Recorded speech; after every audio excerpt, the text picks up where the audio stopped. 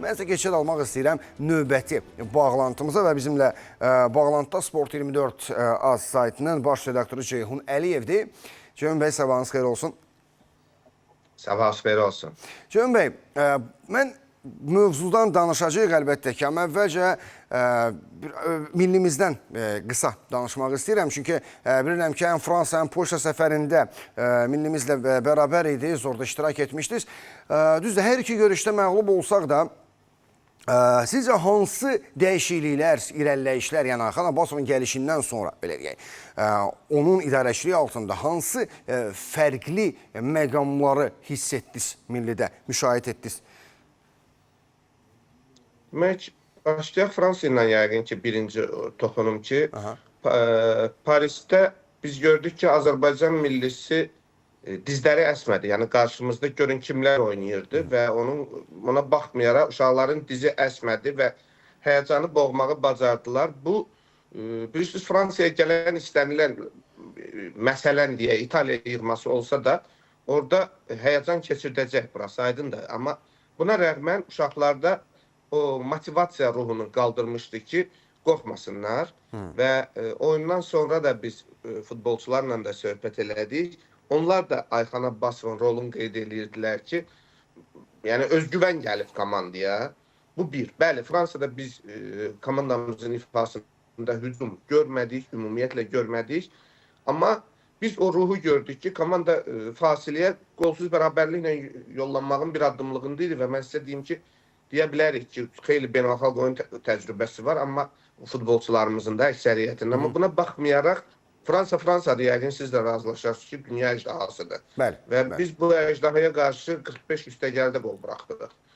Ukrayna ilə görüşdə isə tam fərqli bir mənzərəyə şahidlik elədik. Başlayan kimi, hər hala oyunu izləmişsiniz, başlayan kimi qol vura bilərdik. Oyunun startında, debütündə Nərimana möhtəşəm bir ötürmə gəldi və o da ona şığılmışdı və günümüzdə biz Azərbaycanlı hücumçulardan istədiyimizi hələ ki yalnız Nərimanda görürük. Çünki irəliyə top istəyir, arxaya üzü qapımıza olmur, rəqib qapısına tərəf. Yəni bu da bir üstünlükdür. Daha sonra gol buraxan millimiz səfərdə cavab qolu vurur. Yenidən hesabda geri düşən millimiz özü daha sonra onu etiraf etdi bəzi futbolçular ki, biz özümüz şokduyduk. Yəni biz buyuq ki, biz Ukraynanın qapısına mühasirəyə sıxmışdılar. Son 10 dəqiqədə təxminən, bəli. Bəli, yox, qolu buraxan kimi dediyim epizodu deyirəm. Bildim. Bir də o sona doğru, son dəqiqələrdə də biraz millimiz. Bəli, sona doğru idi, tamamilə haqlısınız. Və biz onları mühasirəyə almışıq. Ukrayna cərimə meydançasından çıxa bilmir. Bəli, texniki cəhətdən geriyik. Amma Ayxan Abbasov komandaya öz güvən gətirib. Ayxan Abbasov komandamızı sevdirməyə başlayır. Başa düşürsünüz, bəzi həmkarlar var ki, deyirdi, biz bu komandanı sevə bilmirik də, istəyirdik, sevə bilmirdik.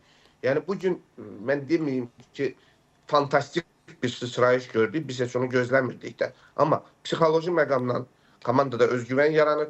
Komanda uşaqlar öz aralarında pıçıldaşanda indi istər-istəməz qulaq müsafiri olursan, yəni oturub onları busmuruq təbii ki. Amma məsələn, hiss edirsən, görürsən, danışırlar ki, İslandiyanı udmalıyıq. Siz təsəvvür edirsiniz, bizimkilər adətən nədən söhbət edir? Az gol buraxaq. Amma indi nəinki xal qazanaq, nəinki gol vuraq, biz qələbə qazanmaq haqqında danışırıq. Revanş barədə düşünürlər o İslandiya məğlubiyyətinin revanşı. Bəli, 5-0-ın revanşı bizə 1-0 da revanş sayılacaq bizim üçün və bugün biz çox gözəl onsuz da anlayırdıq ki, bu seçmə çıxıldı, bizə loru dillədirsə ətbək yoxdur. Amma bunun qarşılığında bizi Millətlər Liqası gözləyir. Haradakı elə maç sonrası Ukrayna maç sonrası mətbuat konferansında mən belə bir sual ünvanladım Ayxan müəllimə ki, əla, yəni müdafiə olunmağı göstərdik kollektiv şəkildə, əzmkarlıq gördük. Amma iştirak iş altında da hücumda axsamalar aşkar sezilir. O da cavab verdi ki, rəqibə uyğun olacaq bu. Yəni Millətlər Liqasında hər hala biz nə Fransa ilə oynayacaq, üzr istəyirəm, nə İslandiya ilə, nə Ukrayna ilə də. İndi orada bizim səviyyədə komandalar olasıdır və buna görə biz hücumda edəcəyik. Sadəcə indiki situativ bununla barışmaq lazım idi doğrudan da. Yəni Ukrayna yığmasını biz necə kisildə bilərik ki, onlar zəifdilər, ortabab zad deyirlər, əcdahadırlar. Amma yenə də baxın, İslandiya Fransadan xal aldı evdə. Bəli, o Digər məqamda. yandan, bəli, digər yandan Ukrayna İslandiyanın 5 udub. Yəni belə qüvvələrin nisbətini götürəndə biz İslandiyadan da xal alası deyilik. Amma uşaqların gözündə o alovu görəndə görürsən ki, yox. Ümid yaranır. Ümid yaranır. Bəli. Ceyhun bəy, keçək bu seçmə mərhələdə mübarizə aparan digər qruplara və komandalara. Deməli, bugünün mövzumuzun, sualımız belədir ki, hansı milliləri dünya çempionatında görmək istəyərdiniz? Yəni, daha hansı milliləri? Çünki 28 komanda artıq vəsiqəni təmin edib. Bəzi komandalar mübarizəni davam etdirməlidir. Bəziləri, məsələn, Portuqaliya bir addımlığındadır bu vəsiqənin. Almaniyanın işi qəlizdir. İtaliya bilinmir, lider olacaq qrupda, Norveç orada gərgin mübarizə gedir. Yəni, fərqli situasiyalar var. Türkiyə şanslarını artırdı dünya çempionatına çıxmaq üçün. Yəni, daha hansı milliləri görmək istəyirsiniz və daha hansı millilər vəsiqə qazanmalıdır sizcə? Mən belə suala bəlkə fərqli yanaşacağım, ancaq mən hesab edirəm ki, dünyanın belə deyək də top yığmalarını biz görmək istəmişik, istəyirik, istəyəcəyik də. Bu əbədi yazılmayan qaydadır. Yəni, sizin qeyd etdiyiniz kimi İtaliyasız dünya çempionatının duzu qaçacaq, məsələn də. Nə bilim, götürək Almaniyasız, biz o həmin Nemes futbolu deyirik də, o dəqiqliyi və s. onu görməyəcəyik. Və Türkiyə yığması da bu bizə qardaş ölkədir. Deyirik, biz deyilik, heç olmasa onlar olsun. Aydın məsələdir. Və burada artıq simpatiyadan gedir. Məsələn, mənə görə DK 82-dən sonra mən İtaliyanı görməmişəm. Yəni, onlar o vaxtı Catenaccio oynamırdılar, onlar hücum futbolu oynayırdılar və ləzzət alırdı. İtaliya daha çox nə ilə, belə deyək də, əks hücumlarla tanınır. Üzr istəyirəm. Yox, problem yox. Və İtaliya yığmasının, belə deyim, amma sevənlər çoxdur və onlarsız düz gəlmir. Amma misal üçün Türkiyə bizim artıq subyektiv sevgimizdir. Biz deyə bilmərik ki, Türkiyə yığmasının mundialda olmasını bütün dünya bu dəqiqə papağın göyə atıb tutur ki, təkcə Türkiyənin mundialda görək. Təbii ki. Yəni, hər ölkənin sərgilədiyi futbol onun azarkeş sayını müəyyənləşdirir. Burada hətta mən sizə deyim ki, FIFA'nın da rolu var ki, yəni bilirik ki, əsasən simpatiya kim olur, kimin azarkeşi çoxdur. O baxımdan mən sizə, bilirsiniz necə, sırf öz subyektiv mövqeyimi demək məncə rəng qatmır heç nəyə. Çünki bu mənim mövqeyimi, mən kimi istəyirəm. Amma reallıq budur ki, böyük ölkələr olmayanda istər-istəməz o ab-hava itir. Yadınıza gəlirsə, Türkiyə bürünc medal qazananda, biz sevinirdik.